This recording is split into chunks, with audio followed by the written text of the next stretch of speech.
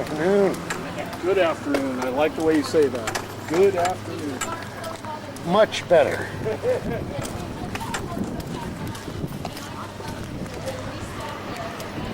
People were warning us to turn around because we were going to be killed. We had overwhelming feeling of peace up there, and those men that fought and died for this country so that we can enjoy our freedoms right now were there with us. They want us to be free, and they appreciated that we all stood and fought and took our lands back. And I don't want any of you, I packed this thing off that mountain, and I want you to look at it and remember the sacrifices that we made. This sign, never let this happen again. Never let our lands be littered with this garbage again. And don't you forget the emotions here this week. And remember our Constitution and all those men that died for us so that we could be here right now.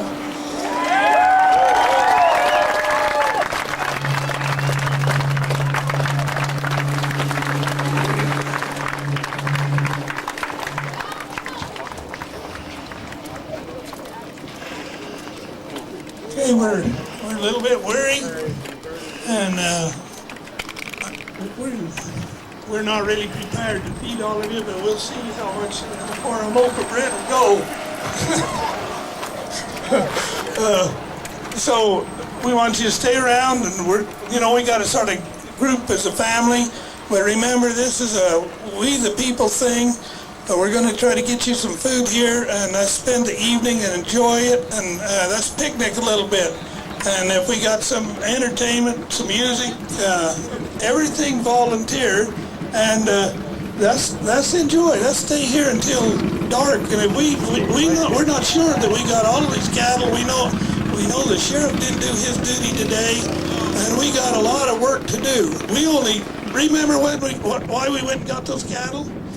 We went and got those cattle because our sheriff didn't do his duty. He didn't even do what we asked today. Recall vote! Recall vote! Yeah, he didn't get these cattle for us. You got those cattle for us.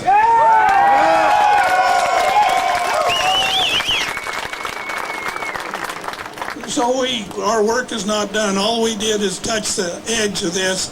I woke up this morning and I thought, this day, maybe we could take the guns away from these feds in Clark County.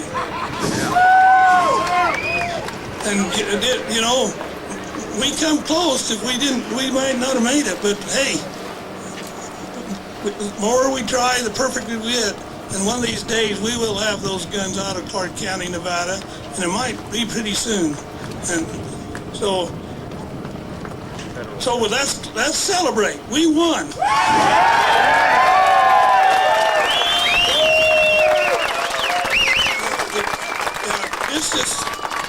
I think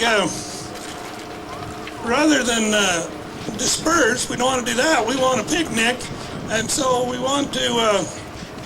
We'll get some beef up here and get some hamburgers going, and we got water here, and we got shade, and we got a river down here. Now that river's free. It used to be off limits. That's called Holy Virgin Bloat, so just go ahead and drink a belly of it. But anyway, my family and I's got to get out of the road a little bit, but you guys enjoy yourself. We'll make sure there's some food here, and we'll probably call maybe a press conference later on this evening, and we'll some interviews. We'll sort of get you up on some of these testimonies that you just heard from this young lady, and we'll just enjoy life. Enjoy life on your public lands. Thank you. Bye-bye.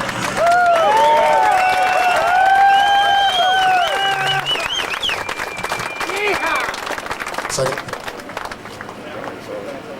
Ladies and gentlemen, as I was mentioning, there will be entertainment on a voluntary basis coming about, but between now and then, I wanted to make sure that we got everything fired up.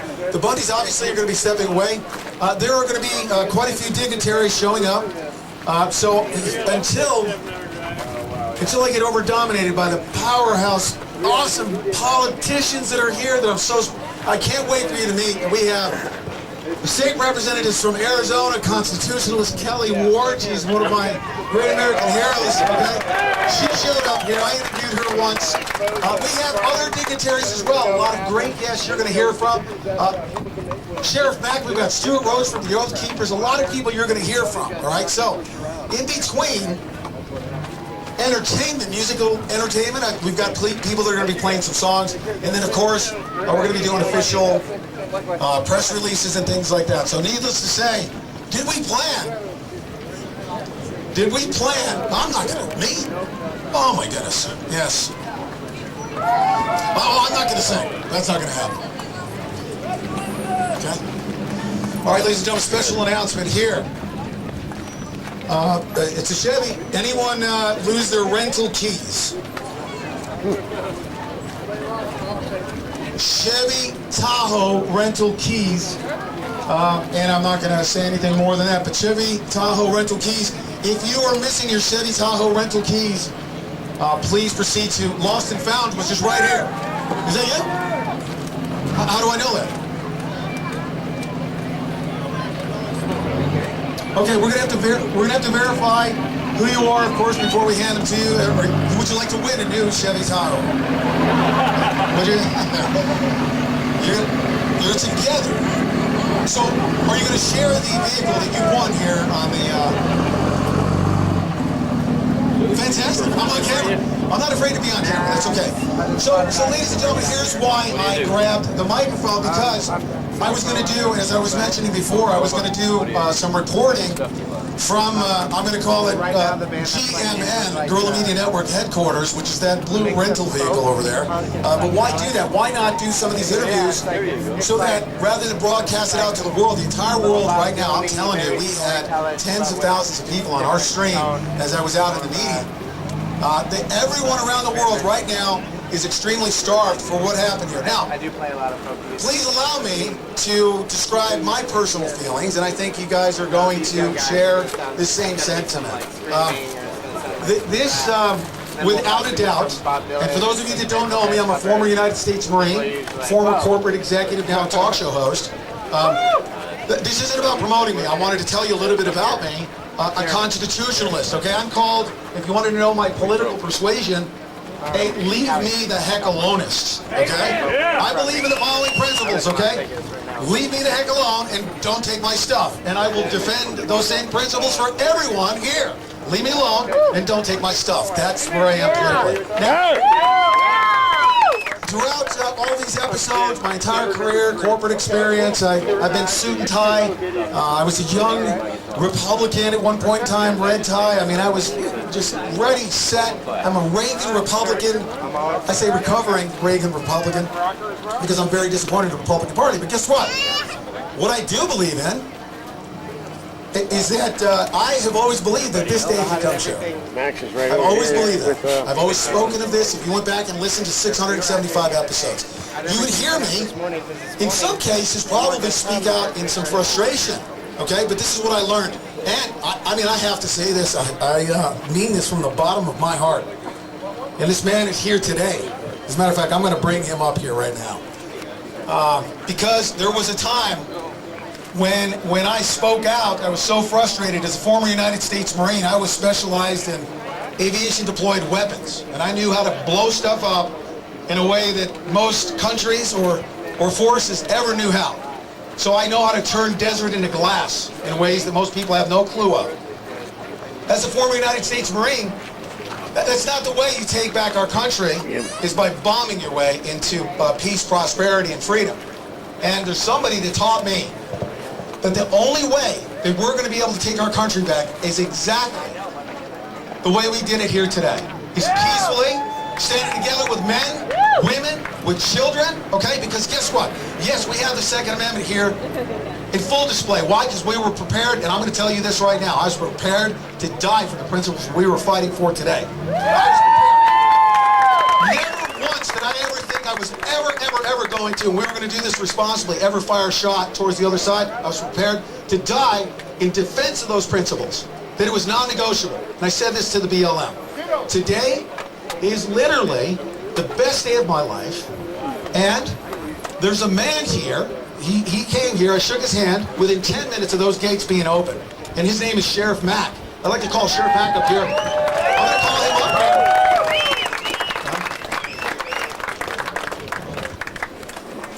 Okay, we got a Chevy pickup blocking the dirt road. I'm going to welcome to the stage. Now, listen, ladies and gentlemen, I owe these comments that I've just made. Sheriff Mack, almost in a fatherly way, he really did. There was a time where I said, Sheriff Mack, let's go to Washington, D.C., let's go take back this country. He said, pipe down, Santilli, this is the way we're going to do it. We're going to do it constitutionally. Let's find our sheriffs in each and every county. Let's do this constitutionally. Let's do it peacefully. That's the way we're going to win this. Stuart Rhodes said the same thing to me, but Sheriff Mack is the one that punched me in the nose and said, listen to me, Santilli, okay? We find constitutional sheriffs. We can take back land from the BLM. They can kick out the BLM. They're the most powerful force anywhere in the world. But don't forget the IRS. They're next.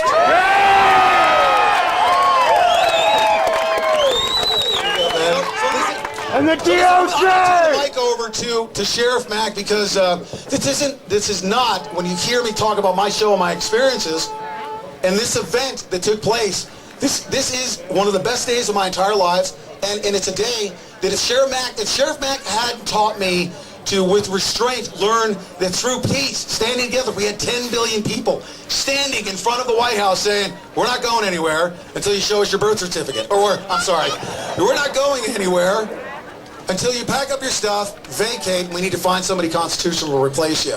If it weren't for Sheriff Mack, I would not be here to enjoy this moment today. I'd probably be, I don't know, in jail. I mean, I say in jail, in that I would have given them the opportunity to arrest me for saying something on the air and quashing my First Amendment right. So Sheriff Mack, I'm going to turn it over to you for some words to these fine people. Thank you.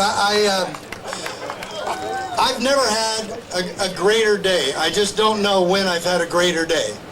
And to watch those cows with the rest of you, when it was so, I've never heard such reverence and such a solemn, peaceful, touching moment in my life. And it was watching cows. And the hooves of those cows represented freedom and liberty to me. And I loved watching it, and those cowboys were the best heroes I've seen in a long time. Now, I don't know where Clive got to, but I have to have Clive and his wife, if one or the other or both. Can security still get me Clive back here? Is there any way? Did he leave? All right. You don't think he's here? They're taking care of the cows. We took care of the cows already, ma'am. Well, hey, I've got a pocket full of sunshine. Almost like, sounds like a song, huh? Joyce Riley of the Power Hour and her listeners, a lot of you, have donated over $2,000 to the Bundy family. And, we wanted to make sure they got it, and I don't want to carry this around anymore, so is one of the sons or daughters or somebody here? You're going to have to show me your identification. And I get to frisk you. Which one are you? Thank you so much. You're a sweetheart. Love you. Thank you.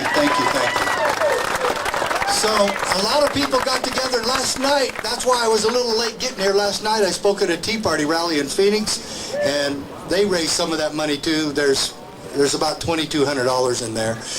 And don't you think that this has been just a little bit of financial burden on them? Yeah. And we should not allow our government to do that to our neighbors here. I want to thank Clive for being a friend of mine for the last 20 years. He and I have been involved in the same fight. We've shared the stage together in several different places here in Utah and Nevada.